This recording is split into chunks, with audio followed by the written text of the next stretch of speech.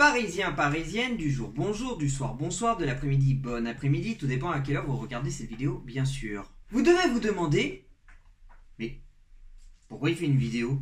C'est pas son habitude de faire des vidéos comme ça. D'habitude il fait des débriefs ou des pronotimes. Pourquoi d'un coup il fait une vidéo?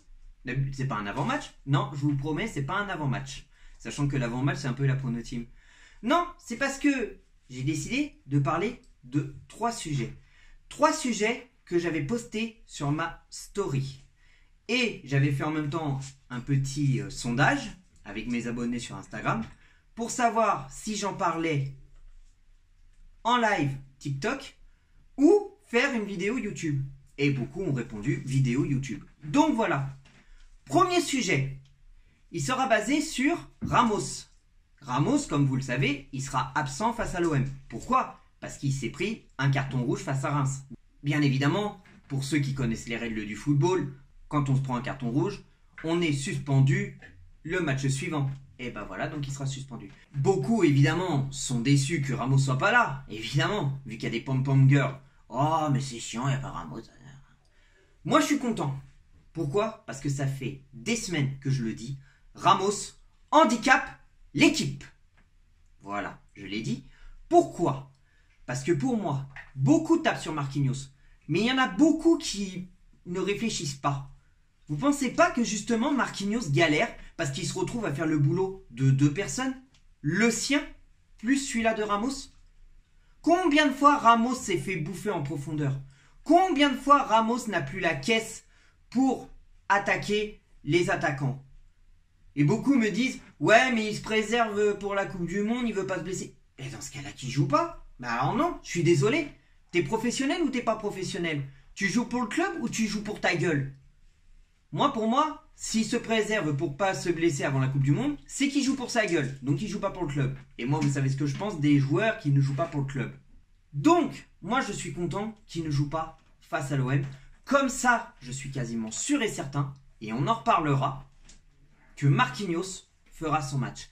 Pourquoi je suis sûr que Marquinhos fera son match? Parce que bizarrement, après que Ramos s'est pris le carton rouge, vous n'avez pas remarqué que Marquinhos était mieux? Moi, je l'ai remarqué en tout cas. Donc voilà, c'était le premier sujet. Deuxième sujet. Moi, je me demande... Non. Deuxième sujet. Il s'agit de l'entourage de Nasser. Déjà que Nasser, de base, c'est un ancien du tennis. Je l'ignorais, maintenant je l'ai su. On me l'a confirmé et voilà. Mais il a aussi dans son entourage un DJ, DJ Snake. Ouais, ok, c'est un fan de Paris, d'accord. Mais son boulot, c'est être DJ. Qu'est-ce qu'il a à foutre là? Mais ok. Et un ancien champion de judo, Jamel Bourras. Alors, je respecte pour sa carrière. Moi qui aime le judo, moi qui en ai fait. Mais t'es pas dans le domaine du football. D'accord, t'es peut-être un fan du Paris Saint-Germain. Je veux bien. T'es peut-être des copains du Qatar. Ouais, ok, si tu veux.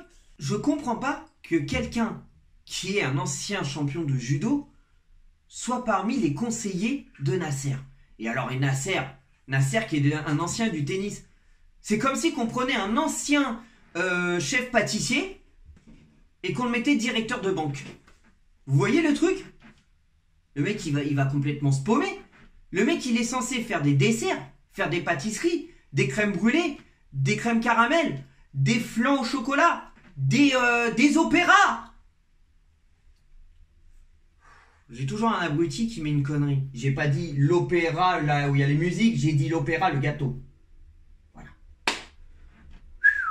Ah non, c'est vrai que c'est moi en plus qui fait les effets spéciaux. Je suis con des fois. Oui, je sais. Le premier qui dit oui, j'assume.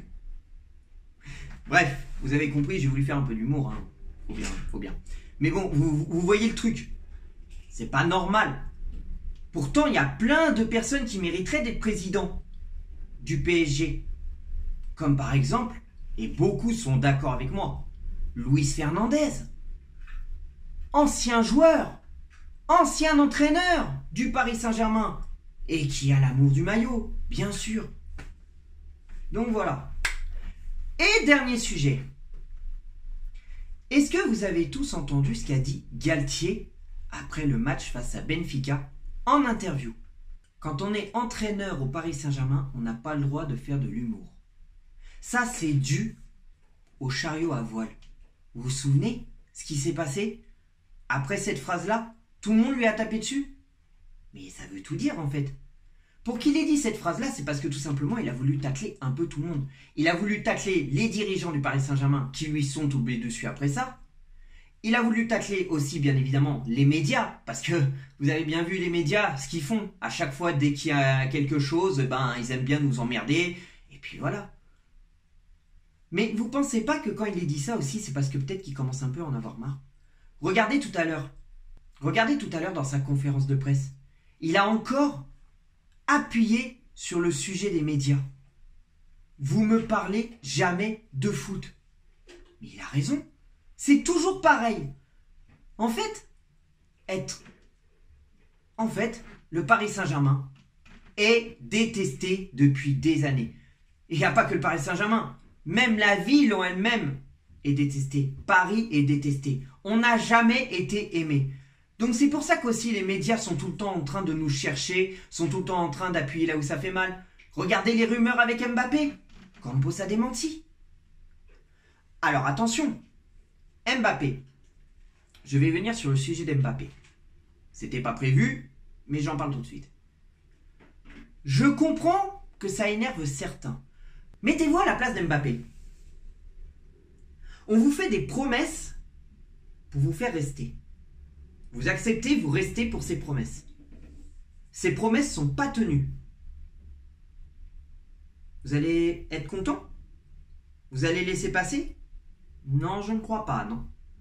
C'est pour ça qu'en ce moment, il tacle un petit peu le Paris Saint-Germain. Je ne pense pas qu'il nous tacle nous, les supporters. J'ai un doute. Par contre, là où je suis d'accord, qu'on peut lui taper un peu dessus, c'est son manque de professionnalisme. D'accord, t'es pas content qu'on n'ait pas tenu certaines promesses. Déjà, on n'avait pas à te faire de promesses. Donc voilà, moi c'est la première chose que je peux te dire dans ce cas-là. On n'avait pas à te faire de promesses. Voilà, on ne fait pas des promesses quand on ne les tient pas. Point. Mais tu es professionnel. Joue, montre ce que tu vaux. Arrête de faire la gueule sur le terrain. Fais la gueule en dehors du terrain. Ok, lance des pics aux dirigeants du Paris Saint-Germain pour les promesses qui ne t'ont pas tenues. Ok. Mais sur le terrain, tu restes professionnel et tu te donnes à fond. Comme tu as fait contre le Benfica. Tu as pris le ballon, tu as pris tes responsabilités et tu as mis le penalty. Voilà, c'est tout. Mais montre-le de plus en plus. Arrête de faire la gueule sur le terrain. C'est pas ce qu'on veut voir. Moi, personnellement, je m'en fiche que tu fasses la guerre aux dirigeants pour des promesses qu'on t'a pas tenues. Moi, je le comprends. Je peux comprendre ça. Mais moi, ce que je veux surtout, c'est te voir te donner à fond sur le terrain. Si tu aimes le Paris Saint-Germain, si tu aimes le club, et que tu as un minimum de respect pour nous, les supporters, montre-le sur le terrain. Les dirigeants, je m'en fous. C'est à peu près tout ce que je voulais dire. Donc, je ne vais pas m'éterniser plus longtemps. Je pense que cette vidéo est assez longue. Plus longue que les vidéos que je fais d'habitude. Mais voilà, c'était 3 sujets que je voulais absolument aborder. Eh ben, à bientôt pour de nouvelles vidéos, de nouveaux débriefs. Et que l'amour du maillot reste avec vous, mes Parisiens, Parisiennes. Et 1, 2, 3, ici c'est Paris.